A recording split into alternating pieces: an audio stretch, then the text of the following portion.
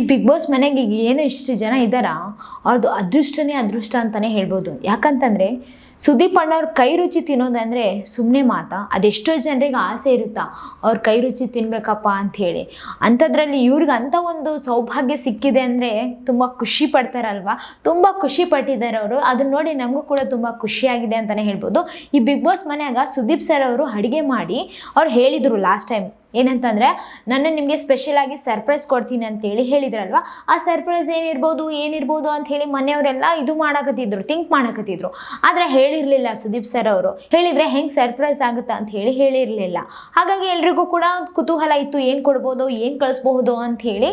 ಅದು ನೆಕ್ಸ್ಟ್ ವೀಕೆ ಬರಬಹುದು ಅಂತ ಹೇಳಿ ಅವ್ರ ಮೈಂಡಾಗ ಇತ್ತಂತ ಹೇಳಿ ಅನ್ಸಕತ್ತದ. ಆದ್ರೆ ಇವತ್ತೇ ಕೊಟ್ಟು ಕಳಿಸಿದಾರ ಸುದೀಪ್ ಸರ್ ಅವರು. ಅವ್ರ ಕೈಯಿಂದನೇ ಅಡಿಗೆ ಮಾಡಿ ಮನೆ ಮಂದಿಗೆ ಕಳಿಸಿದಾರ. ಇದನ್ನ ನೋಡಿ ತುಂಬಾ ಜನ ಖುಷಿಯಾಗಿದೆ. ಅಂದ್ರೆ ಮನೆ ಮಂದಿಗೆಲ್ಲ ತುಂಬಾ ಖುಷಿಯಾಗಿದೆ. ಊಟ ಅಷ್ಟೇ ಅಲ್ಲ ರೀ, ಜೊತೆಗೆ ಅವ್ರು ಒಂದು ಮೆಸೇಜ್ ಕೂಡ ಕೊಟ್ಟಿದ್ದಾರೆ. ನೀವು ಈ ಥರ ಇರಬೇಕು, ಆ ಥರ ಇರಬೇಕಂತ ಹೇಳಿ ಸ್ಪೆಷಲ್ ಆಗಿ ಕಳಿಸಿರೋದು ನಮ್ಗೆಲ್ರಿಗೂ ಕಾಣಿಸಕತ್ತದ. ಸಂಗೀತ ಅವ್ರು ಹೇಳಿದ್ರು ಸ್ಪೆಷಲ್ ಫಾರ್ ಯು ಅಂತ ಹೇಳಿ ಓದಿದಾರ. ಅವ್ರಿಗೂ ಸ್ಪೆಷಲ್ ಆಗಿ ಮೆಸೇಜು ಕಳಿಸಿರ್ಬೋದು, ಊಟ ಕೂಡ ಕಳಿಸಿದ್ದಾರೆ ಅಂತ ಹೇಳಿ ಅನ್ಸಕತ್ತದ. ಆಮೇಲೆ ಪ್ರತಾಪ್ ಅವ್ರಿಗೂ ಒಂದು ಮೆಸೇಜ್ ಬಂದಿದೆ. Thank you sir, eat and fly ಅಂತ ಹೇಳಿ ಬರೆದು ಕೊಟ್ಟಿದ್ದೀರಾ, ನಾನು ಹಾರ್ತೀನಿ ಅಂತ ಹೇಳಿ ಪ್ರತಾಪ್ ಅವರು ತುಂಬಾ ಖುಷಿಯಿಂದ ಹೇಳಿದಾರ. ಆಮೇಲೆ ನಮ್ರತಾ ಅವರು ಕೂಡ thank you for suggestion and advice ಅಂತ ಹೇಳಿ ಅವರು ಕೂಡ ಹೇಳಿದಾರ. ಆಮೇಲೆ ವರ್ತೂರ್ ಸಂತೋಷ್ ಅವರಿಗೂ ಕೂಡ ತುಂಬಾ ಖುಷಿಯಾಗಿದೆ. ನಾವು ನಿಮ್ ಕೈ ರುಚಿ ತಿಂತೀವಿ ಅಂತ ಹೇಳಿ ಅನ್ಕೊಂಡಿರ್ಲಿಲ್ಲ, ಈ ಒಂದು ಭಾಗ್ಯ ಸಿಕ್ಕಿದ್ದಕ್ಕೆ ಖುಷಿಯಾಗಿದೆ ಅಂತ ಹೇಳಿ ಅವ್ರು ಕೂಡ ಹೇಳಿದಾರ. ಇನ್ನು ಮನೆ ಮಂದಿಗೆಲ್ಲ ತುಂಬಾ ಅಂದ್ರೆ ತುಂಬಾ ಖುಷಿಯಾಗಿದೆ. ಅದ್ರ ಜೊತೆ ಅವ್ರು ಒಂದು ಮೆಸೇಜ್ ಬಂದಿದೆ ಅಲ್ವಾ. ಸುದೀಪ್ ಸರ್ ಅವರು ಏನೇ ಜಸ್ಟ್ ಮಾತು ಹೇಳಿದ್ರೆ ಕೂಡ ತುಂಬಾ ಜನ ಅದನ್ನ ಅಡ್ವೈಸ್ ಆಗಿ ತಗೊಳ್ತಾರ. ಇನ್ನು ಮೆಸೇಜ್ ಆಗಿ ಬರೆದು ಕೊಟ್ಟಿದಾರ, ಅದನ್ನ ಹೆಂಗ್ ತಗೊಳಂಗಿಲ್ಲ ಜನ.